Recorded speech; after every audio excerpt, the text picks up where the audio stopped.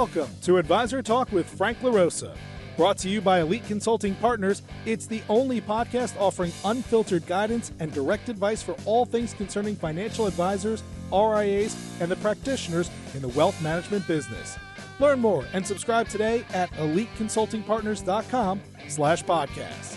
And now, here's your host, Frank LaRosa. Hey everybody, welcome to Advisor Talk with Frank LaRosa. I am your host, Frank LaRosa, and I am joined, as always, with my co-host, Stacey Frank, Executive Vice President of Sales and Recruiting with Elite Consulting Partners. What's going on? As always, happy to be back. Happy to be back. Thanks for listening. Yeah, I'm happy to be back, and I was away for a little bit. For those of you who may or may not know or follow me on Instagram, I'm glad to be back. And today's going to be one of those topics where I guess you have a bunch of questions for me. Yeah, I do. So, well, you know, we talk to financial advisors all day, and we talk to our consultants here about their financial advisors all day, and we listen for common themes.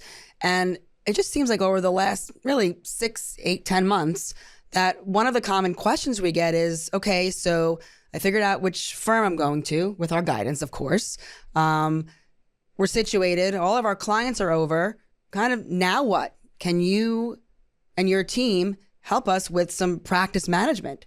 And at first I was like, yeah, well, Frank does that. He just did that in his wirehouse days and building his own business here. So sure. And I've just sort of been generically farming Frank out, use that word lightly, farming Frank and his expertise out to talk to advisors about building efficiencies and what are some key considerations just for practice management in general, things that could apply to really almost any business, but in these cases, specifically to financial advisor practices. So we often get the question, so my question to you is, how should we be answering that? As truly consultants that we are, this is critical, practice management principles. And what should they be? You know, so we do some of this. We don't necessarily advertise it all that much, but we do offer practice management coaching, really accountability coaching, guidance. Like a good branch manager used to do back in the day, right? And there are still some really good branch managers that help their advisors. But what better coaching and practice management coaching help you can get by working with someone that has been doing it, has been in the business for 30 years, runs an organization that generally is bigger than any financial advisor's practice that we come across. So, you know, it's just sort of we got pulled into this, right? Maybe I say pulled in, maybe you pushed me into it, like sort of like she stuck me out in traffic. Well, it shows that we're listening. Here, Frank, you do it. Well, it shows that we're listening to the needs of the advisor population in general. Yeah, look, our job is to help the financial advisor however we can based on the talents and the knowledge that we have, right?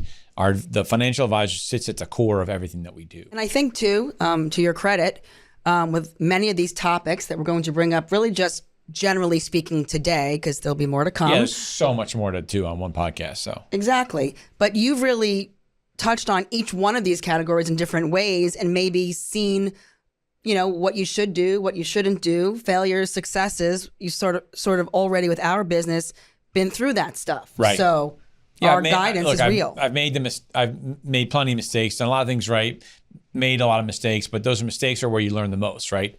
But I think that what I've tried to do is, and it really came from working with an advisor when we moved their practice, or help move their practice. It's one thing to sort of like, okay, make the decision to move to the new firm or make the decision to move or wherever it is. That's not what we're talking about. We're also not talking about, which we've talked about on podcasts before. Maybe we'll add a new wrinkle to it, but we're not talking about how to get your office space. We're not talking about any of those things, right? That's the pre. That's really the pre-transition. We're talking about you wake up after 90 days and your clients are moved over successfully, and all of a sudden now you went from being a practitioner at Morgan Stanley. I'm not picking on any but firm. I'm just saying you're from being a practitioner at a wirehouse firm where you had a branch manager, you had an operations manager, you had a compliance person, you had people doing things for you and helping you manage your team because the branch administrator or the operations manager, whoever it was, they had meetings with all the sales assistants, right? They had meetings with all the support staff that you didn't even care about because you didn't care what they were talking about. As long as it wasn't going to slow your practice down, those people did those things with your assistants. If you needed a new assistant because your assistant just quit, you went to your branch manager and said, I need a new assistant. And somehow magically 2 weeks later, somebody appeared, right? When you run your own shop, you have to do all of those things. And so we typically consult with our clients in this sort of, I'll just call it practice management space, like with sort of 6 categories. In no particular order, but I sort of think number one is hugely important. And that is like what I call sort of employee management and leadership, right? That's hiring, firing, training, all of those things go into building a practice that's really successful because, as most business owners know, your employees and the employee line item and expense is generally one of your biggest expenses in running in a practice. So you want to make sure that you're doing it the right way. You want to make sure that you're hiring the right way. There's an old expression that says hire slow, fire fast, right? Take your time to hire the right people. And when you know that someone's not right for your firm for any number of reasons, which we're not really going to get into today, fire quickly. Well, you have a set of metrics, in that practice management category of employee relations or really old school HR functions. We started having a debate about the terminology, but now you're responsible for those metrics. And so those are some of the things that I think, episodes to come, we can discuss. So we have to figure out, again, we're not going to cover them here, but what are the metrics to which you measure your employees? And some of those metrics, they're measurable, but not necessarily a hard number. So your core values, which we've talked about on a podcast in the past, right? Your core values are sort of like a playbook and our set of rules for hiring and firing, right? At a minimum, that's what you should be doing. So we are going to come out with a series that gets into more of each one of these things. Employee relations and employee culture. Relations, right? Exactly. So we coach on that. I have calls where someone just wants to pick my brain about how to handle a situation because, again, as someone who's been doing this for 30 years and I was a branch manager and everything, I dealt with every sort of HR type situation you might come across. I'll give you an example. I was in, I can't get into all the details, but I was in Capri, Italy, and sitting next to a great guy at a restaurant who happens to be a multi-billion-dollar private wealth advisor at Morgan Stanley. Super nice guy. And as we were sort of talking, coming back from, because we were staying also, coincidentally staying at the same hotel, and we started talking about some issues that he deals with as a practitioner and some HR related stuff. And I gave him some pretty direct advice on how to handle a situation because I've dealt with it. Meaning, as a manager, you deal with these things. And as an advisor, you may not always have to deal with those things because you have a manager or somebody else to deal with it. So I gave him some advice on that. That's the kind of stuff that we look at as it relates to helping our clients on the coaching practice management side with the sort of employee management stuff. There's also working through, what kind of tools do they have in place for training and developing? And your firm, the firm that you go to might have tools, but they may not be specific to your firm. They have continuing education. Yeah, I'm not even talking about continuing education, right? Yeah. I'm talking about becoming better at what they are for your team. So we're going to talk about those things, but you need to be thinking about employee management and leadership. I say that on purpose because there's a difference between management and leadership, right? Employee management means, are they doing their job every single day according to whatever the definition of their roles are, right? Leadership is, what are they doing when you're not around, right? And are they saying the same things? Do they have the same values as you? When you're not around, is it as if you are around? So how are you leading your organization? And so we go into some of those things. The number two one, and again, I touch on this only surface level because I don't get into the investment management side. Candidly, when I was a financial advisor, I didn't really care for it. It just wasn't my thing. But coming up with an investment strategy and I say strategy, but a process. You might have a strategy, but is it a written process? If you're not there, can your company and team run that process without you? Or does it solely rely on you as a financial advisor because you love picking stocks, right? I can tell you building your models. That's an awful way to build a business. One of the things we talk about all the time is valuations, and everybody hears all these valuations and 20x and 15x and who got all these valuations. None of those practices that sell for 15, 20x were running all the money themselves. I can tell you that much. So what we work on with some of our teams, our clients, our practice management clients, is how can you accomplish the same thing that you're doing for your clients in terms of, managing money, do it more effectively, efficiently, and removing, the sort of the one person, maybe that's you as the owner, out of that decision-making process, but in a way that your clients don't lose the what they've enjoyed the most about it. And it doesn't mean you can't talk about stocks with your clients, but it's slowing you down, it's slowing the growth of your practice down if you have to spend all your time doing that. Now, maybe you like doing that, and my advice then would be to hire someone to run your company. Right. And that's part of the practice management conversations is should you continue to be the investment manager or the CIO or the person that's building the models, or are you better off doing more revenue generating responsibilities like bringing on new clients? And I don't think we want to give away the farm today. No. But just something to think about as our series progresses is what are the most efficient ways for you to run your business? Those are the conversations I think we're having in this practice management topic. Right. And is your investment strategy and process helping you or hindering you? Right. Number 3 is marketing and business development. And let me just That's a big one. This is a big one. I literally, before we just got off this, we started recording this podcast, I heard one of our team members talking to an advisor, and he was asking him about how does he grow his business. And the response on the other end of the phone was essentially, well, I get referrals. And, to the good training that we have done here, he asked a follow-up question. Well, how do you do that? And the advisor didn't have an answer. How do you quantify that? It was basically, again, if you're not watching us on YouTube, you should watch our YouTube channel. I'm basically crossing both my fingers, right?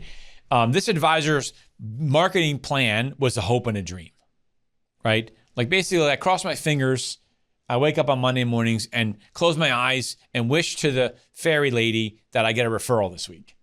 That is not a way to grow a business, right? So, and marketing and business development is different than branding. I think there's a huge misnomer there too. Branding and marketing are different. Think about it this way. Branding is what the clients think of you, how the clients think of you when they see your name or when they see your website.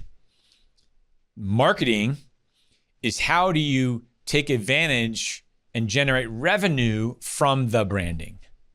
And I think that there is some disconnect. Well, marketing is more the holistic plan. There might be multiple avenues within marketing. Right. Branding is just one piece. Branding is who you are as a practitioner. Marketing is how do you execute on generating new business, whether that's through Instagram, Facebook, referrals. Okay, so referrals is one solution, but what process do you have to generate more referrals? Right, the referrals are the result. A referral? That's a great point, Stacey. A referral is the result of something, right? And if the result is, well, it's a hope and a dream, right? It's the result of a wish. But you have to proactively do stuff to develop referrals. And so do you have email campaigns? You send out newsletters, you use whatever it is. We get into that, and we'll get into that in the next call. This is the kind of stuff, the open dialogue that we have with clients about what are you doing on business development. Now, self-servingly, we have a marketing and branding company called Elite Marketing Concepts, where we work on these things and help develop your story, your brand, your website, your campaigns, your newsletters, all of them, capturing the information on the traffic that prospects are going to your site, and then converting that into sales. But our real conversation is just to get you to think about it, just to start getting you to understand the difference between branding and marketing. And again, crossing your fingers isn't a marketing plan. So we talk about that. Number 4, this is an interesting one because no one really talks about this, and that is fee structure and pricing. And funny, I've been talking about this topic. I started as a branch manager in 2004. So I've been talking about this topic for 20 years, literally 20 years. And so let me guess. Right? So in your ex-wirehouse world versus in your business ownership world, this is sort of a leading question. Yeah. This topic is probably comparing apples and oranges, 2 totally separate things from one environment to another. I'm sure there's some crossover, right? But how would you differentiate fee structure and pricing in the W-2 world versus business ownership world where practice management has to come into this conversation too? Yeah. So I don't know if that was a trick question or not a trick question, but in my world, I think I was setting you up. I think in my world, I think it's the same topic, right? Whether you're selling advisory services, you're selling marketing services, consulting services, plumbing services, dog walker services. We do that too. Whatever. We'll do that too if you need us to. No, we joking. won't do that. No. What's that expression? Price is an issue in the absence of value. And what I've seen over 20 years, of sort of being in the branch manager world and working with advisors in multiple states and multiple branches, is you give your business away. You are not charging enough. And I get the whole, competition, pricing pressure. I call bullshit to that. My clients would never pay a recurring fee. My clients are not going to pay a recurring fee. My clients aren't going to pay me 1%. Well, then they shouldn't be your client, right? Or set up a different service model. No problem, Mrs. Jones. If you don't want it, my fee for this program is 1.5%. Well, I'm not going to pay that. The guy at Morgan Stanley is only going to charge me 1%. Okay, so of all the services that you work with us on, quarterly meetings or monthly meetings or whatever it is, which of those services do you not want to do, right? Have a watered down version of your services. Now, if you're an RIA, if you run your own RIA, that gets a little bit trickier because you have to disclose all that stuff in your ADV. And you have to make sure that what's in your ADV is actually what you're doing. Because when the SEC comes in, and again, they will come in, and they will look at your ADV, and they will look at your fee structure, and then they will look at all of the fees that you've been charging your clients to see if they match up. And if they don't, they're going to make you pay the difference. I promise you, I know for a fact this has happened to several RIAs that we work with, where they made the advisor go back and credit all of the clients that were paying a higher rate than what was in the ADV, made them give all the money back. So, ouch.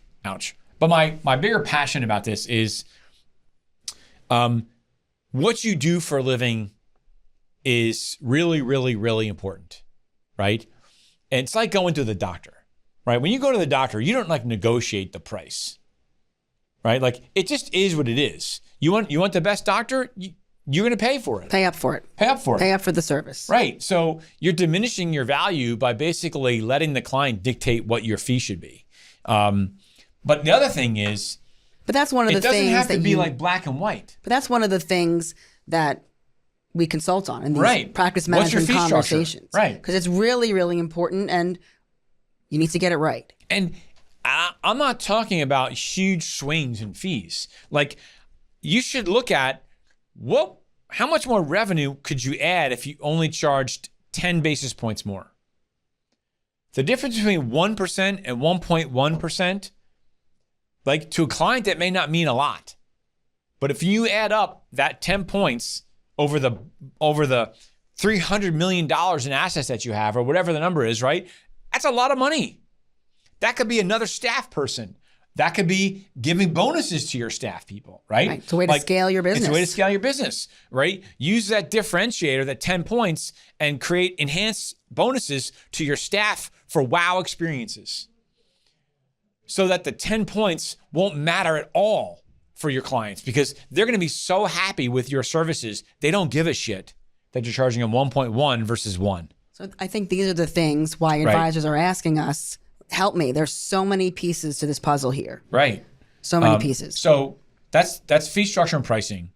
The next one, and it sort of goes hand in hand to what we just talked about, and that is what kind of client relationship system do you have? What kind of processes do you have when a client or prospect calls you? Like, as an example, like, you meet with somebody, you wished it, you hoped in a dream it, right? Someone calls you and says, oh, I was referred to you by my accountant. He's apparently your friend. I'd like to talk with you. Once the client says, I'm interested, what do you do next? Like, what happens? Right. And what's the experience? What is your intentional experience that you want that client to have, so that it can be rinse and repeat for the next client, so that every client has Frank's practice will give us X, Y, and Z. Right. And so that all of these things that we try to do when we're consulting with a client are creating efficiencies in your business, because the more efficient your business runs, the faster it can run, the bigger your business can grow, or maybe you don't want your business to grow that much, the less stressful it will be to run the business that you have for you and for your staff, right? So what are the processes and workflows? So we use Salesforce a lot. We have some business that we do where we consult with our clients on setting up workflows and everything.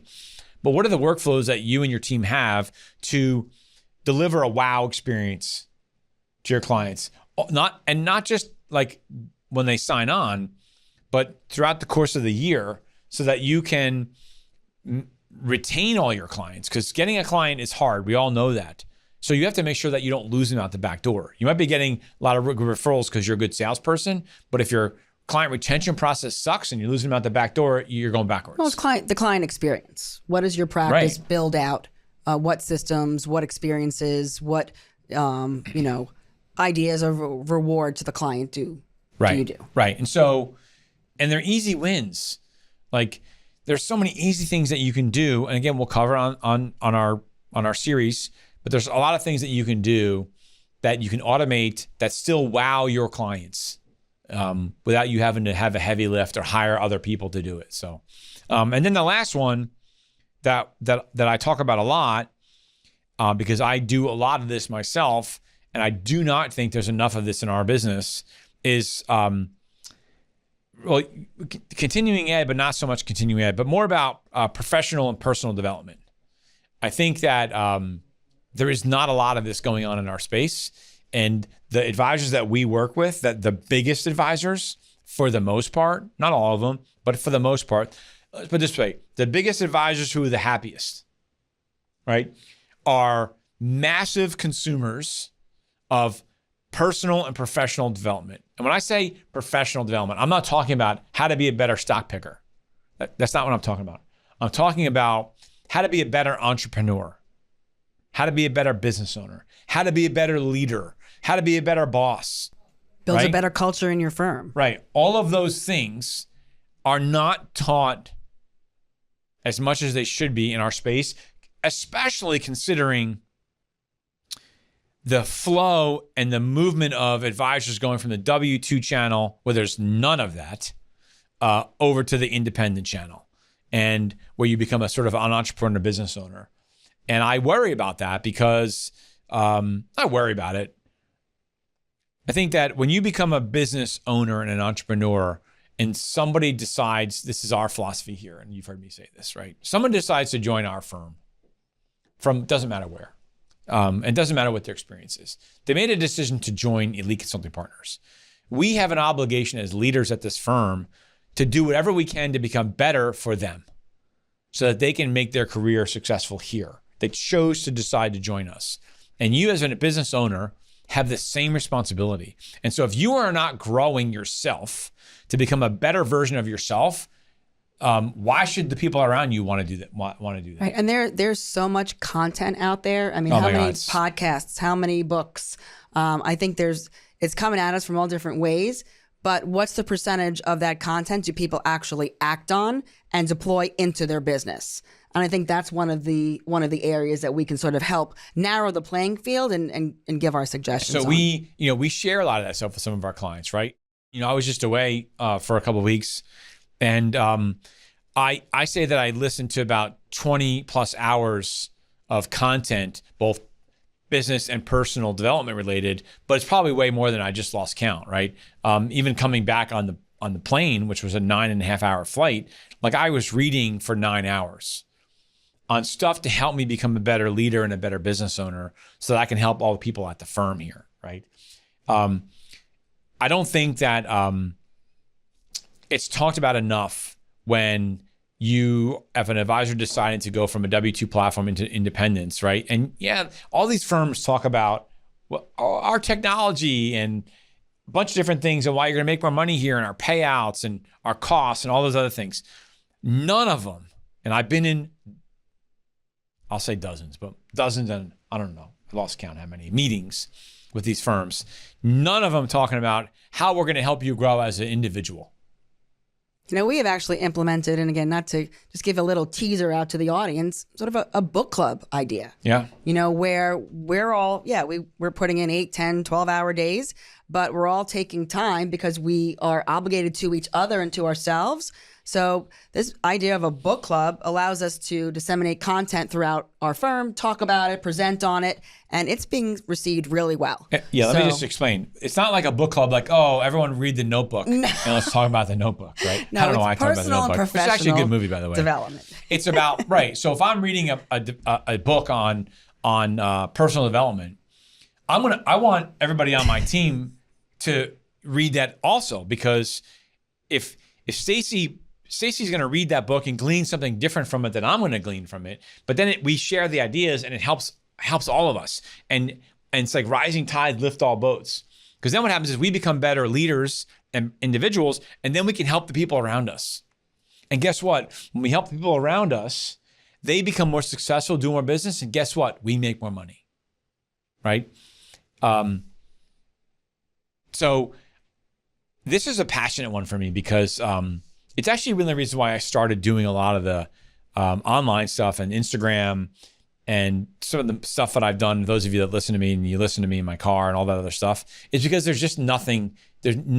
I see other industries where they have all this stuff, right? But why not financial services? Do we think we're too smart for this stuff? Well, I think the message is it applies to anybody building a business, anybody that wants to promote a great culture, attract people to your business, whether it's employees or clients. I mean, this is for everybody. Right. What's your story, right? Part of your story is the things that you do here and why an employee is going to be better off with you versus without you. I mean, they're going to be better off with your organization. And it trickles down to your clients. So when you're helping let's say an administrative support staff person become a better version of themselves, they're happier, and guess what? They're nicer to your clients, right? They become a nicer individual to work with, and then your client experience goes up. So all of those things. So for us, our client is a financial advisor, and so the more we can help the people at our firm become better who they are, the better they become for the financial advisor, their client. And as a financial advisor, your client is your investment client. It's just the same thing. So I think for the purpose we spend a lot of time with this, and I think that advisors, listen, our industry is a type A personality industry. No. And in order for you to dive into personal development, one has to acknowledge that you're not perfect, right? And I know for a lot of advisors, that's hard to do. We're not perfect. Right. But the fact of the matter is you can always be better at whatever it is you're doing and who you are as an individual. And we try to get our clients to consume something.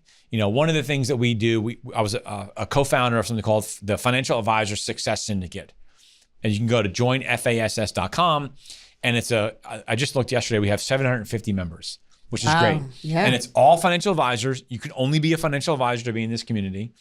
And it's a sharing of ideas. It's on a school platform, SKOOL. And And it's just about sharing about all sorts of ideas. That's the stuff. And some of it is, what podcasts have you read lately? What is your top entrepreneur book? What is your top leadership book? It's that kind of stuff. And we basically got 750 members without even trying, which tells me that there's a need. There's a tremendous need. Right. So these are the things that we try to talk about. We're going to put together, because these are important, 6 things. We're going to put together a more in-depth series Practice on management each one series. of these that we hope you enjoy. If you want to talk about any of these things in more detail and want to work with us as one of our practice management clients, you can give us a call. Obviously, you can always call Stacey. What's your number? 856-816-6322 or Stacey at eliteconsultingpartners.com. CEY, don't forget the E, or Stacey with an E. So you can email me at frank at eliteconsultingpartners.com. You can always call me at 856-316-4651. Be happy to help you. Be happy to work through what your needs are. Again, it's just about, and honestly, some of our best value comes when we simply check in with somebody about, hey, last month we talked about this. Did you do that yet? It's no, I didn't get to it. And so it's an accountability thing, right? Guidance and accountability. Guidance and accountability. That's so what it is. We hope that you enjoyed the show.